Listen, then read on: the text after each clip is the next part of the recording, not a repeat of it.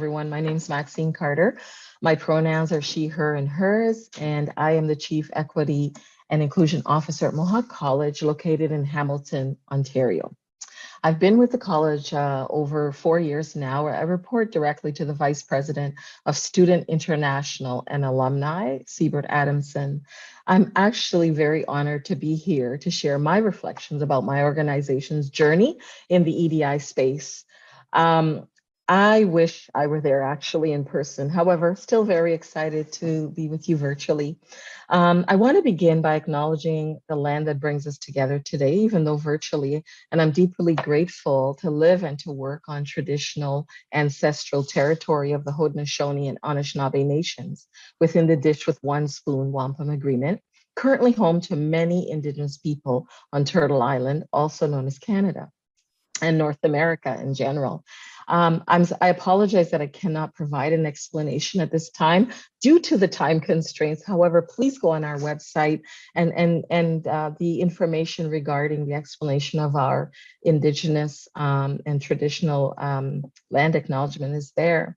It's important for me, though, to give acknowledgement because as a settler and a trans Indigenous person of African descent, it shows respect for Indigenous values, sovereignty, culture, and ways of knowing. Now, going to give you a little bit about Mohawk College, I would like to talk a little bit about that journey. Mohawk College of Applied Arts and Technology was founded in 1967.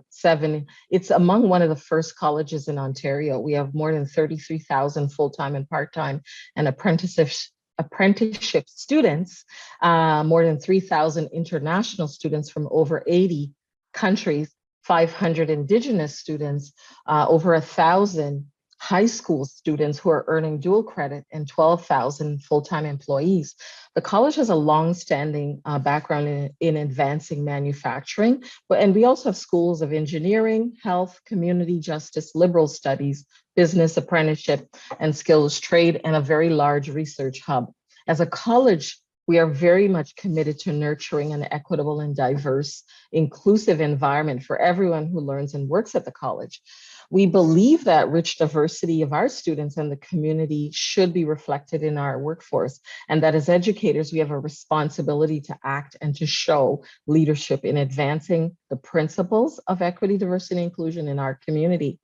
So the college has been on this journey, and to give you a snapshot, and it is a real snapshot, these 4 points are not everything. I picked 4 of what I think are the significant intentional actions that have happened in the last several years. Mohawk College is the closest community college to the largest populated Indigenous reservation in North America, namely Six Nations. Our journey in this regard begins actually back in 2011 when the college established Indigenous Education Student Services. And then in November of 2015, Mohawk College signed the Indigenous Education Protocol, guaranteeing their commitment to Indigenous education as a priority. When we began, we've been moving forward, I would say, together, learning what this means from an Indigenous perspective, embracing Indigenous belonging, including Indigenous curriculum and ways of knowing, reconciling our relationship with local Indigenous community. We still have a long way to go.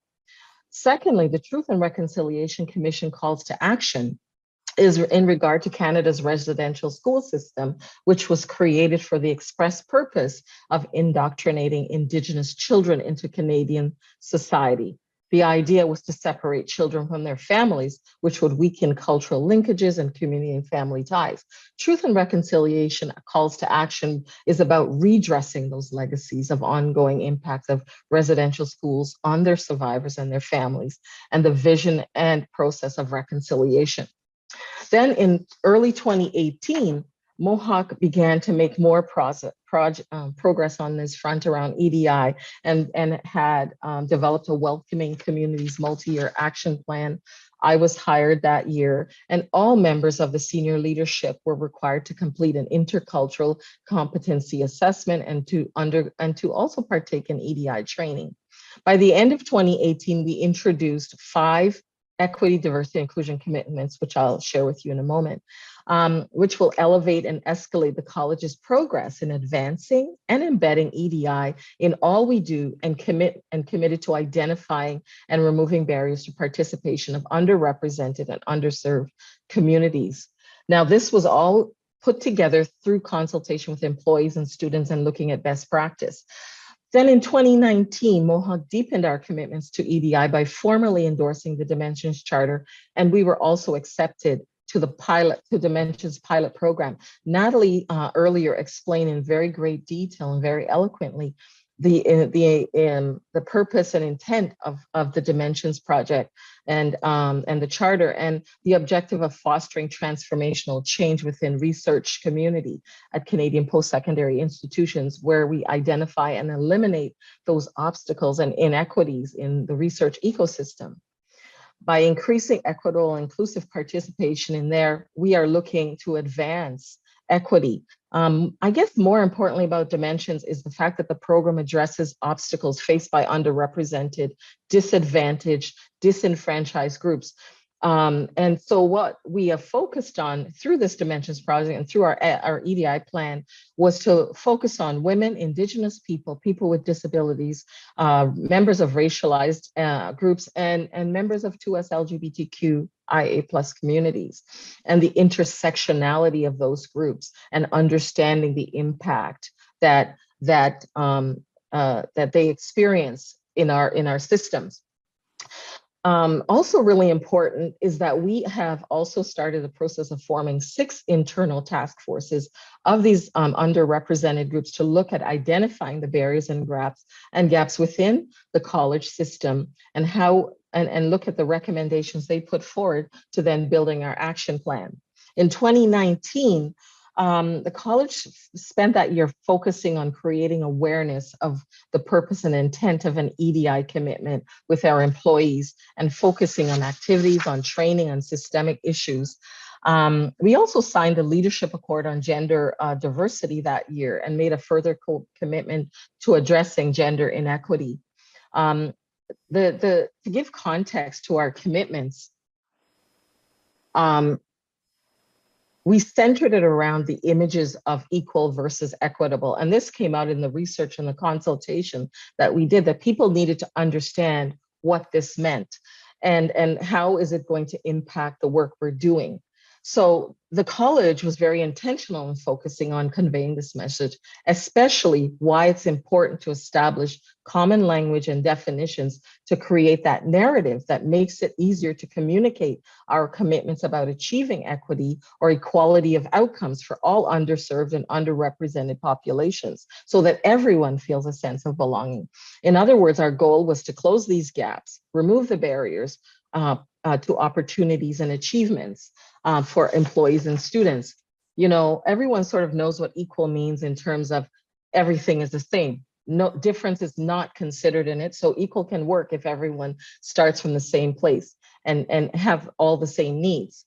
Whereas equity looks at achieving parity in policy and processes and outcomes from historically and or currently underrepresented and marginalized people and groups, while accounting for diversity. So it considers power, access, opportunities, treatment, impacts of outcomes in 3 areas: representational equity, resource equity, and equity mindedness. So equity is not really achieved until everyone has barrier-free access. And we know that because they need access to resources, decision-making, connections, information, and so on.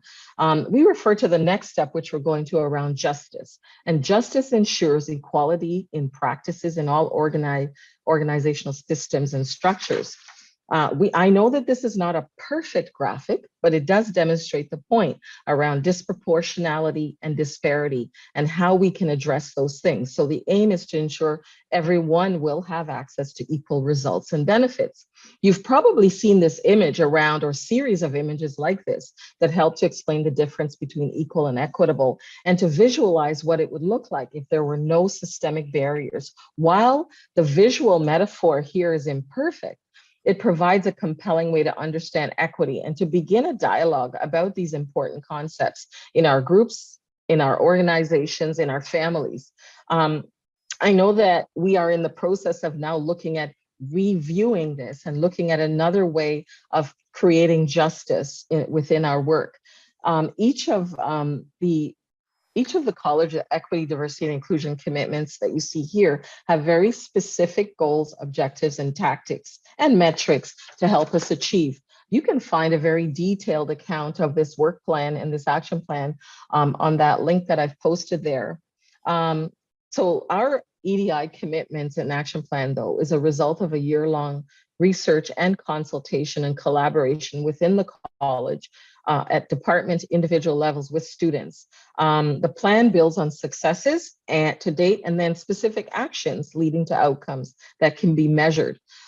We know that in order to elevate our EDI commitments, we committed to increasing representation at all levels of our organization from underrepresented groups with a focus on the several priority groups that I noted earlier, and that we've put an intentional focus on that by also making sure the task forces are in place and that they are involved in all the work we do. In 2020, we began consultation on our equity framework and our equity lens, because it's one of our objectives here. And then with the we had to pivot suddenly because of the COVID-19 pandemic, and we for a while dropped our EDI priorities until around May. And May, what happened was the murder of George Floyd. That put a spotlight on the issue of anti-Black racism, which caused many of us to pause and saw the impact of anti-Black racism and the injustices of many other issues that the pandemic itself raised. Mohawk responded and this became a catalyst for more change. And in the weeks following, we created an EDI steering committee, which oversaw this implementation of our action plan and began delivering EDI and anti-oppression training throughout the organization. It's not mandatory. However, they are always full. We always have a waiting list. Our employees are very engaged in this process. And our critical conversation on various things like gender and equity and anti-Black racism, on 2S LGBTQ issues and so on, have been well attended, and we get regular requests to have more training. We've developed training on inclusive pedagogy and so on. We are currently establishing an EDI community advisory committee. We're working on our EDI framework and equity lens. We've just completed an internal accessibility audit to look at how accessible is the college and to advance accessibility and to address ableism. We will be completing an employee demographic survey, which will serve as a baseline data set for future goals and measures. So I think that I've covered sort of our timeline of our journey, and that and I'm hoping that that gives you a snapshot of sort of a reflection of where we are today. Thank you very much.